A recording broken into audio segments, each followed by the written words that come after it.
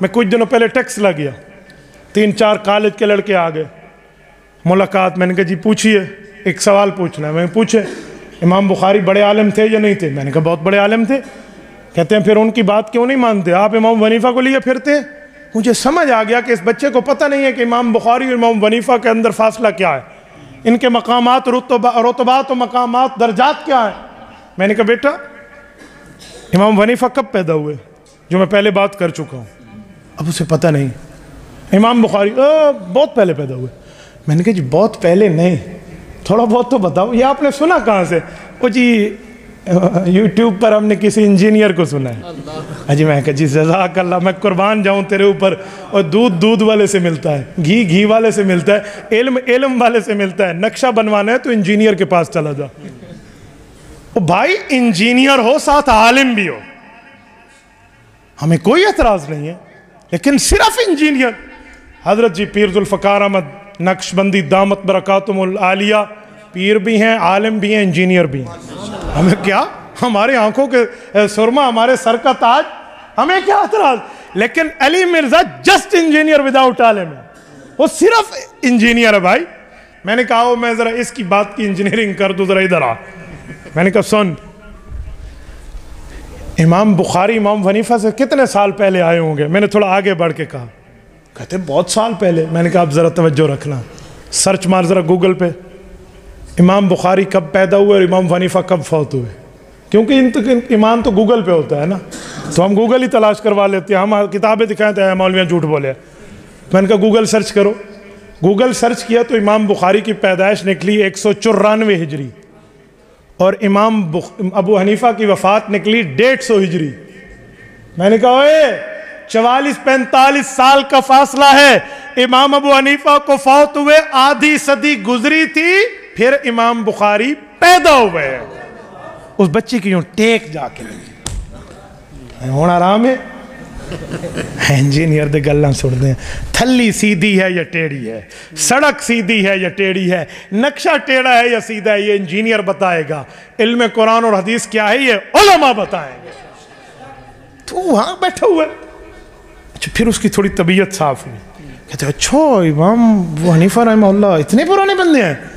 میں نے کہا ایک منٹ ابھی میں نے گولی دکھائی ہے، گولی کھلائی نہیں ہے، توجہ رکھنا۔ کہتے جی ٹھیک ہے۔ میں نے کہا امام بخاری رحمہ اللہ امام ابو حنیفہ کا مخالف نہیں تھا، وہ تو صحیح بخاری میں امام بخاری رحمہ اللہ ان روایتوں کو لائے ہیں جن میں امام ابو حنیفہ کے شاگرد ان کے استاذ اور دادا استاذ بنتے ہیں۔ کہتے اچھا امام بخاری امام ابو حنیفہ کے شاگردوں سے روایت لائے ہیں؟ میں نے کہا جی ہاں۔ کوئی ایگزامپل؟ میں نے کہا کوئی دوسری ایگزامپل دوں گا تو بھول جائے گی، بخاری کی پہلی حدیث پہ آ جائے۔ باب کیف کان بدء الوحی الی رسول اللہ صلی اللہ علیہ وسلم کھولیے، وبہ قال حدثنا الحمیدی قال حدثنا سفیان کھولیے، انما الاعمال کی روایت کھولیے۔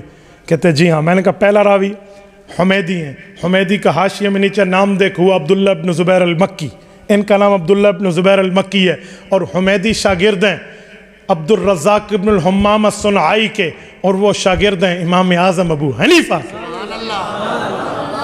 میرے تے حضرت نانوتوی جنہ فاصلہ ہے، ٹھیک ہے، آج کے محدث اور امام شاہ ولی اللہ رحمہ اللہ جتنا فاصلہ ہے، اور خدا کے بندے۔ اچھا میں نے کہا اگلی بات کروں؟ کہتے جی۔ میں نے کہا امام بخاری نے جو بخاری ختم کی ہے وہاں امام ابو حنیفہ اور اس کے علاقے کی قدر کتنے کی ہے؟ اچھا وہ کیسے؟ میں نے کہا کھولیے صحیح بخاری کا آخری باب، کتاب التوحید والرد علی الجہمیہ، باب نمبر 93 آخری کھولیے، باب ونضع الموازین القسط لیوم القیامہ وان اعمال بنی آدم وقولهم یوزن، یہ باب کھولیے، آخری روایت دیکھیے۔ امام بخاری 5 امتی چھٹے اللہ کے رسول کا واسطہ لائے ہیں۔ وبہ قال حدثنا احمد بن اشکاب قال حدثنا محمد بن فضیل عن عمارۃ بن القعقاع عن ابی زرعۃ عن ابی ہریرہ رضی اللہ تعالیٰ عنہ وعنہم۔ ایک صحابی ہیں، 4 جو ہیں باقی امتیں ہیں۔ یہ جو 4 امتی ہیں یہ کہاں کے رہنے والے تھے؟ امام بخاری یہی روایت آخری کیوں لائے ہیں؟ کسی اور کو لاتے؟ امام احمد بن اشکاب، محمد بن فضیل، عمارۃ بن القعقاع، ابو زرع جن کا اصل نام حریم ہے، یہ کہاں کے تھے؟ میں نے کہا کھول الکواکب الدراری، جس کو حاشیہ کرمانی کہتے ہیں، جلد نمبر 25 کھولیے، آخری صفحہ کھولیے۔ وہ کہتے ہیں فیہ لطائف، اس میں بڑے بڑے دلیلیں ہیں اور بڑی مزے کی دلیلیں ہیں۔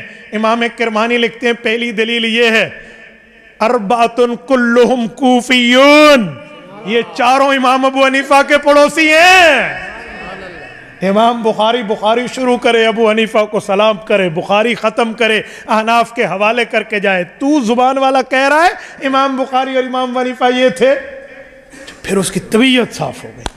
اچھا تو ایک دو بات اور پوچھوں؟ میں نے کہا بڑے شوق سے پوچھیں، امام بخاری نے امام حنیفہ کا نام کیوں نہیں لیا بخاری شریف میں؟ میں نے کہا ٹھیک ہے، میں آپ کا یہ بھی علاج کرتا ہوں۔ مجھے یہ بتا، امام بخاری رحمہ اللہ نے امام ابو حنیفہ کا نام نہیں لیا قرآن میں، حدیث میں، اپنی کتاب میں، تو کیا مطلب؟ کہتے اس کا معنی مانتے نہیں تھے۔ میں نے کہا چلو، اگر میں یوں پوچھ لوں کہ ابو بکر عمر عثمان علی کا نام نہیں آیا قرآن میں، حضرت زید کا آیا، تو تیرا جواب کیا ہوگا؟ ایک منٹ، میں اس کو نہیں چھیڑتا، لیکن میں ویسے پوچھ رہا ہوں، امام بخاری نے نہیں لایا تو کیا ہوا؟ کہتے اس کا معنی نہیں مانتے۔ میں نے کہا اچھا، میں ذرا تیری طبیعت صاف کرتا ہوں۔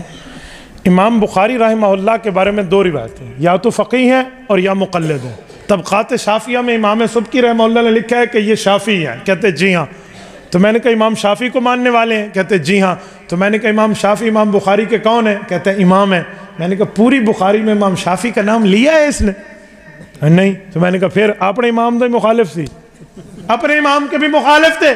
ہون دس بیٹا، امام مسلم رحمہ اللہ تو پکے شافعی ہیں، پوری مسلم میں امام شافعی کی روایت نہیں لائی، تو پھر صحیحین میں تو امام ابو حنیفہ اور امام شافعی کا نام نہیں ہے، تو کیا مانا؟